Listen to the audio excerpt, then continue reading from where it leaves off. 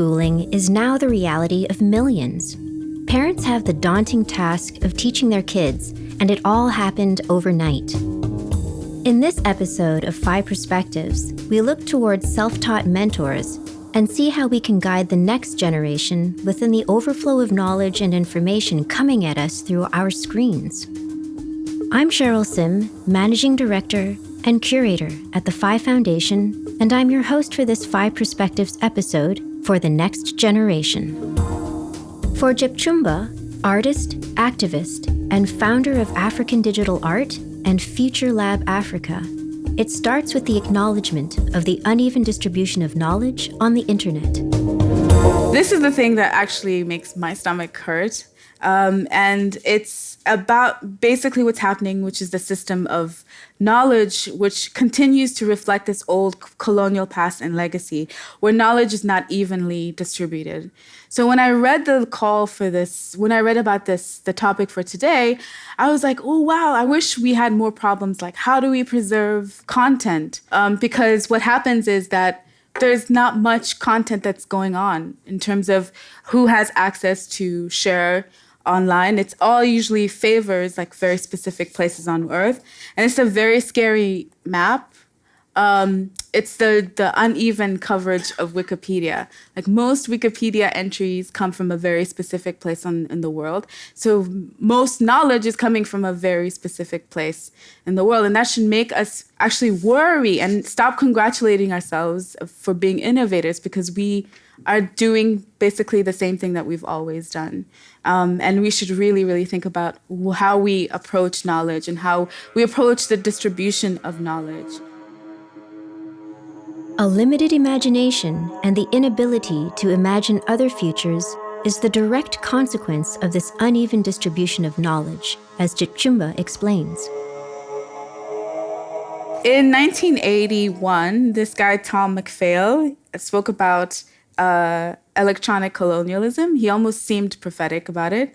And he said that the world would experience a new concept of empire that wouldn't really necessarily be based so much on military power or land acquisition, but more on like psychological and mental imperialism.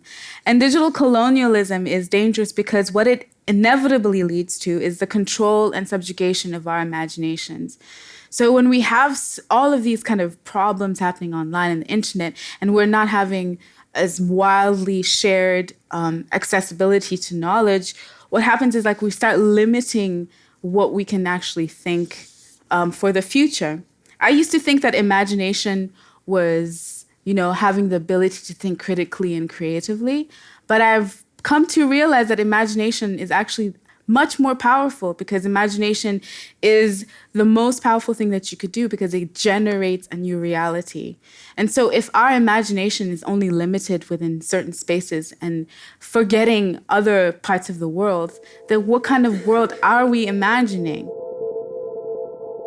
Massimo Bottura, one of the best chefs in the world and founder of the Refectorio, a global initiative feeding the hungry by minimizing restaurant waste, talks about the exchange of culture as the transformative force that can bring about a systemic change to the uneven distribution of knowledge.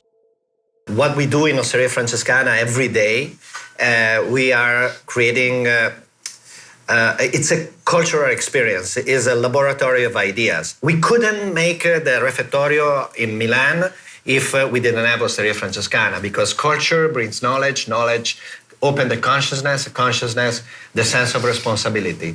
We have a big painting right now, close to a big photograph in the entrance of the restaurant. One photograph is an Elgar Essler and the Po River that overflowed. That's Emilia-Romagna. Why Emilia-Romagna is like this, is so fertile? Because the Po River was giving so much to the earth. On the other side, you have Bosco Tussauds. It's a big painting with black, monochrome, earthy, with all the crabs and the scraps. It's like a monk scream of the earth. The earth that is saying, help! We need help. Stop using chemic and otherwise I'm gonna die. And my guys are listening to this. And the young generation are open to listen to this. And that's why I'd say, we have to build the future generation close the chef, they have to know more about soil, and the farmers, they have to know more about flavors. Because, if they grow together, it's going to be more respect, one for the other. This is the future.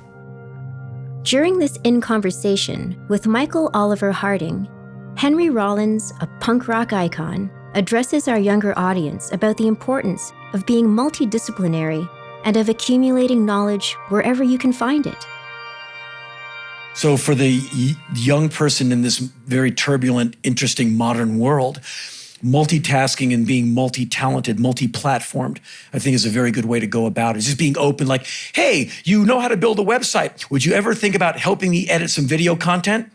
Yeah, man, let me try that. And all of a sudden you have a new skill. And I think that's the new reality for a 19-year-old person going into this world, is like, I need to do A, B, C, and D, because there's probably not going to be a job at the bank. Like your dad and your dad's dad, it was like, show up to the mill, grind the thing, make the beer and the cheese or whatever. It's, I do this 20 hours a week. I'm filling in for a friend over here, and I'm kind of paying the rent. And that kind of person needs to be able to be dropped in any major city with a laptop and be able to be viable. It would be fascinating to be a young person right now in the Western world. I think it would be amazing, but you'd have to be far more skilled than I was when I was that age back in my day in the last century. As Henry Rollins puts it, this search for knowledge will open new doors in places that you would not expect. When he was a child, Henry Rollins moved to a racially segregated community where he was at odds with its culture. His search for knowledge brought him to the one thing that would define him as a person: punk rock. So I get called cracker and Bama, which I've never understood. Whitey, I'm being pushed around for my skin color is terrifying. And I don't mean to be crass. I don't know if you've ever been unable to hold your bladder. You've been so scared. Whoosh, if it's ever happened to you, it's uncontrollable. And the kid would come up and go like this. I'd just piss my pants. I don't know how else to say it. I was so scared, trembling, because some kid has this fist up to my face. And like, the white boy's pissing. And then you just feel like you're mortified. You go back into school with your pants. You can't go home and change. And everyone's laughing. And when you're 7, that's like the end of your life. And that was racial tension in Washington. And I'd come crying to my mother, why does this boy like me? My mom had to make me understand civil rights and racism as a very little boy. And it makes you scared. Thankfully, I never harbored any racial sentiment because my mom schooled me right. But it was a tense place to grow up. And I went to a prep school as a kid where there are, these kind of rich kids out in the suburbs, and I was a middle-class kid from the city. And they didn't understand me. I didn't understand them. I was high on Ritalin because I'm a spaz. And so my grades are awful. It's a 13-mile, 20-mile schlep into the suburbs every day, into this sheetrock nightmare of mediocrity. And I go back to a city where they're throwing rocks at your head, trying to take your bike. And so that made me very angry and very confused. And so I had to figure out, what can I do? What am I good at? And apparently, as far as my father would tell me, nothing really. And as far as my teachers told me, nothing really. So I was very angry. And finally, with punk rock, my anger had focus. It had a backbeat. Joe Strummer informed me why I was angry. The Ramones taught me it's okay to be a loser and not get invited to the party because you can hang out with the Ramones. And I'll take that company any day. And so it was punk rock that said, I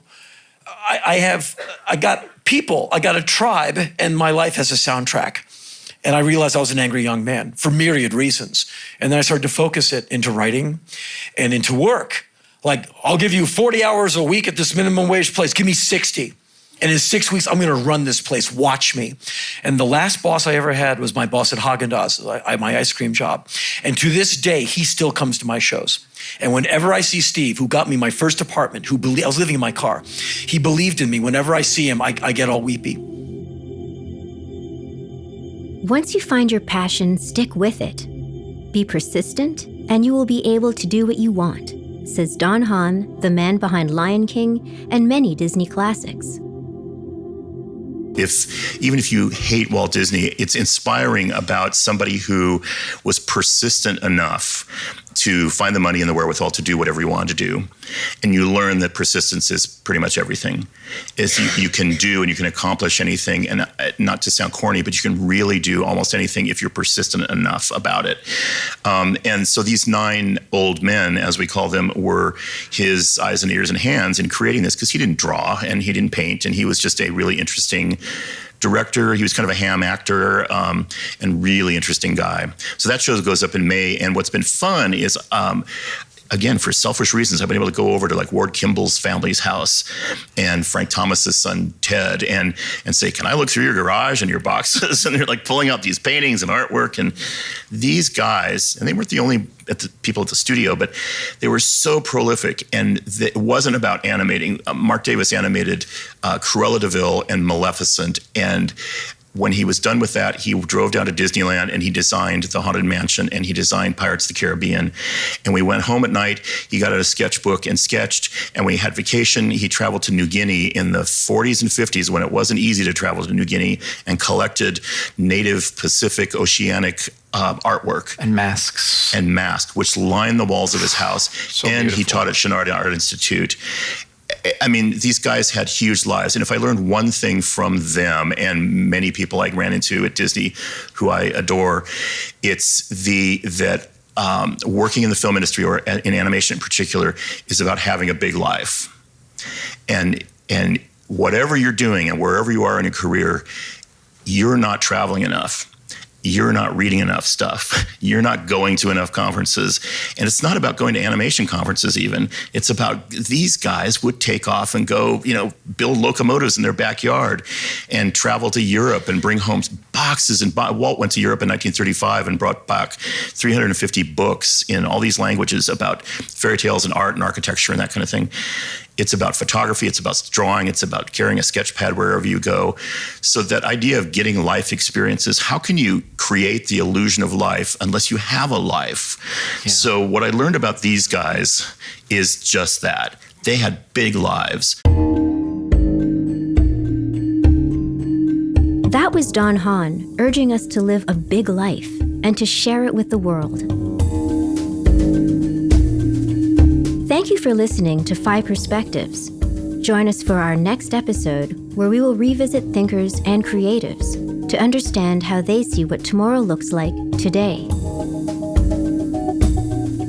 To find out more, go to our website, phi-centre.com.